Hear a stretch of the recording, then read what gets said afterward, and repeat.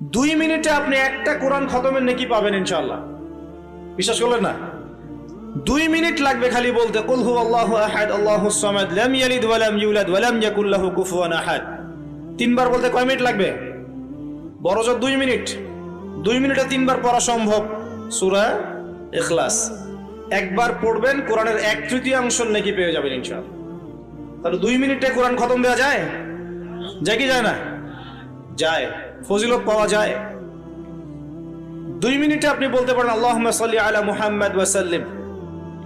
আমরা বলি না যে 10 মিনিট সময় দে, 10 মিনিট সময় বস গল্প করি, হ্যাঁ 10 মিনিট ফোনে নষ্ট করেন, 10 মিনিট আড্ডা পিটান, বন্ধুদের সাথে আসরের মধ্যে বসে পড়েন।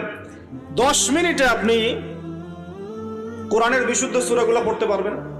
10 মিনিটে কমসে কম 100 বার পড়তে পারবেন সুবহানাল্লাহ সুবহানাল্লাহ সুবহানাল্লাহ। 10 মিনিটে আপনি 100 বার পড়তে পারবেন আলহামদুলিল্লাহ। 10 মিনিটে আপনি 100 বার পড়তে পারবেন আল্লাহু আকবার। 10 মিনিটে আপনি 100 বার পড়তে পারবেন লা ইলাহা ইল্লাল্লাহ। পারা যাবে না এগুলো? 10 মিনিটে আপনি 10 বার 20 বার দরুদ পড়তে পারবেন না? 10 মিনিটে 3 বার সূরা ইখলাস পড়তে পারবেন? 10 বার সূরা ইখলাস পড়তে পারবেন। আর 10 বার সূরা ইখলাস পড়লে জান্নাতে একটা ঘর নির্মাণ করা হয়। 10 বার সূরা ইখলাস পড়লে জান্নাতে ঘর পাওয়া যায় ইনশাআল্লাহ। তো সময়ের মূল্যায়ন করতে হবে কি হবে না?